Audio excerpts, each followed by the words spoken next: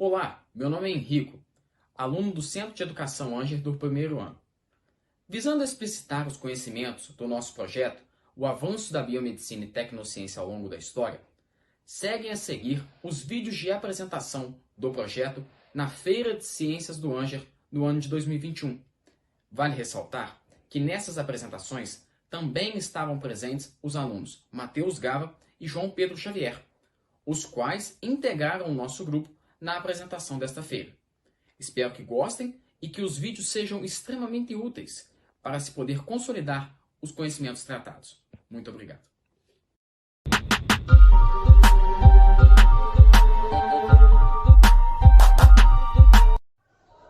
Olá a todos, sejam bem-vindos à apresentação do projeto Avanço da Biomedicina e Tecnociência ao longo da história.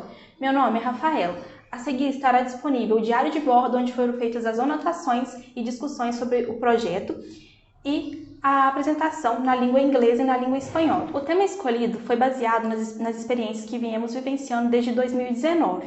Através de tantos caos, podemos tirar um pouco de aprendizado, como, por exemplo, vacinas e máscaras que só se fazem presente atualmente por conta das pandemias, como peste negra e a gripe espanhola. A sociedade era tomada por um desejo de tratá-las com uma rápida agilidade. No fator tecnológico, desenvolvemos pesquisas no trabalho sobre o qual é importante que a sociedade verifique as informações que são divulgadas sobre as pandemias, para que possam ser divulgadas essas informações ou não. Esse processo de verificação de informações é necessário para que movimentos anticientíficos não se propaguem na sociedade e faz com que as pessoas entendam que o único caminho para se superar pandemias e epidemias é a ciência. Olá, meu nome é João Pedro e hoje eu vou falar sobre as principais pandemias pelas quais o nosso mundo já passou, entre as quais podemos destacar a peste negra, a gripe espanhola e a Covid-19. Os historiadores acreditam que a peste negra, que recebeu esse nome devido às manchas negras que os infectados desenvolviam, tenha surgido na Ásia Central por volta de 1346, mas que chegou à Europa através de caravanas comerciais da época. A doença era causada por pulgas que ficavam em ratos contaminados, que quando entravam em contato com o ser humano, a transmitiam, podendo ser transmitida de humano para humano a partir de secreções ou pela via respiratória. Seus principais sintomas eram febre de 41 graus, vômitos com presença de sangue, manchas pelo corpo e complicações pulmonares, sendo esse o sintoma mais perigoso.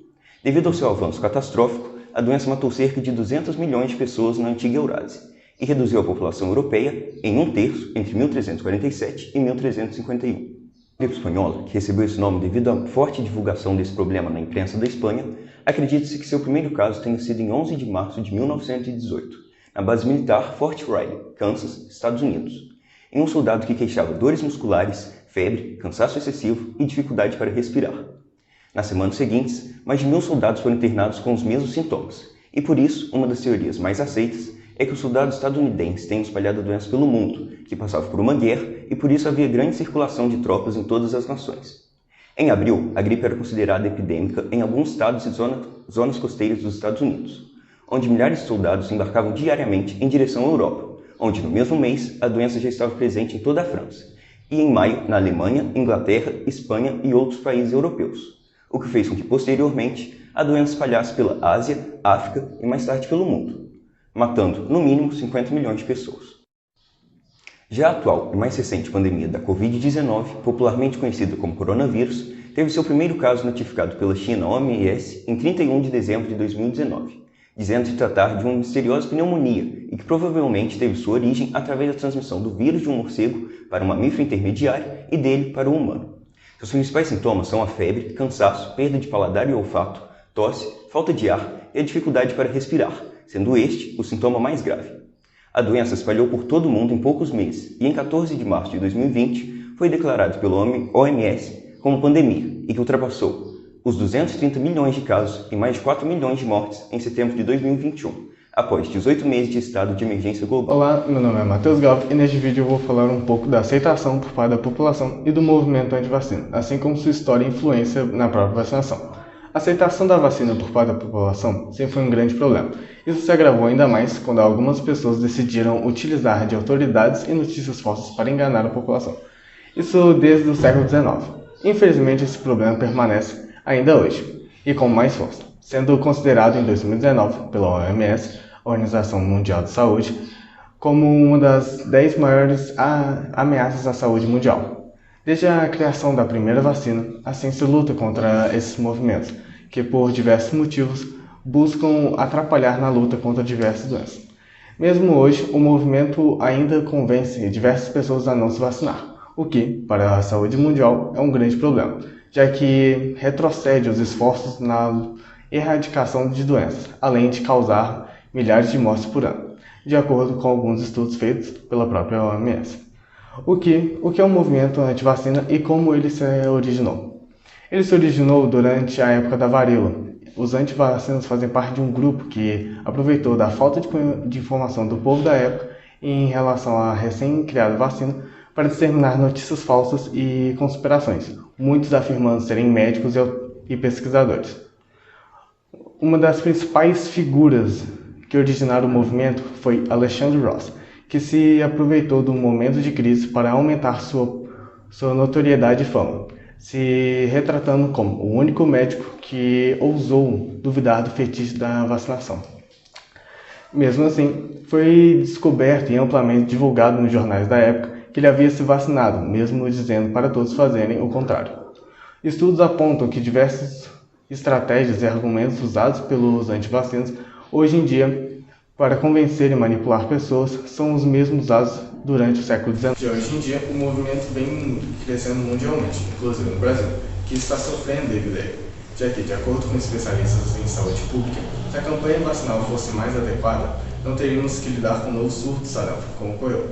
E devido ao novo coronavírus, os movimentos ganharam muita força nos últimos anos, e ainda estão, fazendo com que diversas pessoas deixem de se vacinar, mesmo com os ótimos resultados que a vacinação tem apresentado na luta contra o vírus. Por essa razão, é preciso ressaltar a importância da vacina na luta contra as doenças. Graças a ela, milhares de mortes são evitadas e hoje diversas doenças podem ser consideradas erradicadas. Meu nome é João Pedro e irei falar um pouco sobre a parte de prevenção e diagnóstico, tanto da Covid-19 quanto da gripe espanhola. Na atual pandemia do coronavírus, foram desenvolvidos alguns métodos de diagnóstico da doença. São eles o teste RT-PCR e PCT-PCR. Esses são os mais utilizados. Já na gripe espanhola, não existia um método de diagnóstico como os que temos hoje. Os médicos identificavam quem estava ou não doente através dos sintomas. Eles observavam que as pessoas apresentavam os mesmos sintomas e, assim, identificavam quem tinha ou não contra a doença. Para a prevenção do coronavírus, foram observados alguns métodos eficazes que diminuem o risco de contágio. Lavar as mãos com água e sabão por pelo menos 20 segundos. Quando não for possível lavar com água e sabão, usar álcool 70%. Evitar tocar nos olhos, boca e nariz. Cobrir o nariz e a boca com o cotovelo ou com lenço de papel descartável e nunca usar as mãos. Não compartilhar objetos pessoais, manter ambientes bem ventilados, desinfectar locais que são muito tocados, evitar sair de casa, não ir a aglomerações, usar máscara que protege nariz e boca, e as pessoas infectadas com a doença não devem sair de casa e ter o mínimo de contato possível com as pessoas de casa. Na época da gripe espanhola, também foram observados métodos de prevenção. O uso de uma vacina generiana para prevenção e combate. O uso da profilaxia individual, como vem sendo feito na atual pandemia. Estudiosos da época também constataram que a doença foi espalhada na Europa, muito por conta das más condições de higiene e nutrição. Assim foi possível deduzir que se houvesse melhores condições de higiene e nutrição, poderiam ter prevenido a doença. Foi descoberta aqui no Brasil uma forma de desinfecção. As pessoas utilizavam defumação de folhas de eucalipto ou alcatrão por 4 vezes ao dia. Também como ocorre na atual pandemia, medidas de fechamento e isolamento foram utilizadas para a prevenção da gripe espanhola. A partir do que foi lido, é possível identificar semelhanças e diferenças entre a atual pandemia e da gripe espanhola. Isso se dá pela devolução da ciência e o modo como utilizamos descobertas antigas e as aprimoramos.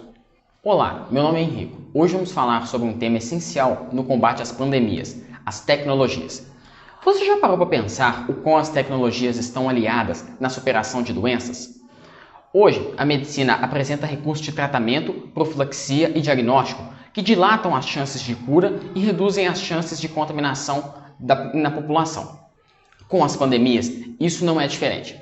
Imagine em pandemias como a peste negra, onde não havia nem mesmo vacina, que só foi descoberta em 1976, ou na gripe espanhola, onde a sociedade ainda não era capaz de diagnosticar se o paciente estava infectado ou não. A realidade definitivamente era outra. Em uma situação de saúde pública, é fundamental que a sociedade esteja sempre segura. E os avanços tecnológicos ao longo da história permitem justamente que a sociedade contemporânea tenha uma situação de conforto e tranquilidade em relação a períodos que sociedades passadas viveram. Contudo, apesar de inúmeros benefícios imprescindíveis, a tecnologia trouxe ao mundo uma ferramenta que, se mal utilizada, pode ser muito nociva: o acesso rápido à informação.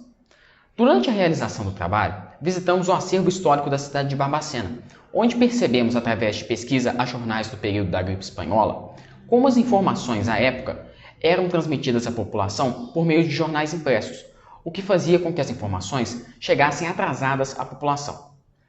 Hoje em dia, as pessoas têm acesso a informações reportadas a minutos através da internet,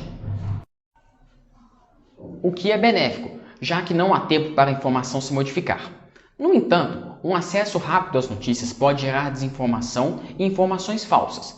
Por isso, a sociedade deve ser conscientizada a buscar opiniões de especialistas sobre os temas, realizando uma checagem prévia sobre a fonte de informação antes que a mesma seja compartilhada. Desta forma, podemos afirmar que, ao contrário do que se acredita, pandemias são fenômenos frequentes historicamente e que o único caminho para tratá-las é buscando tornar as tecnologias de tratamento e prevenção, como vacinas e máscaras, acessíveis a toda a população, visando uma maior segurança em todo o mundo. Além disso, a sociedade deve estar apta para aceitar que uma pandemia implica mudanças nos hábitos e na rotina. Cabe a nós aplicarmos os hábitos que garantirão a segurança da sociedade enquanto conjunto. Então, por aqui encerramos o nosso trabalho. Esperamos que você, caro espectador, possa ter se informado sobre quanto as tecnologias influenciaram na história e como podemos superar os desafios de pandemias. Muito obrigado a todos!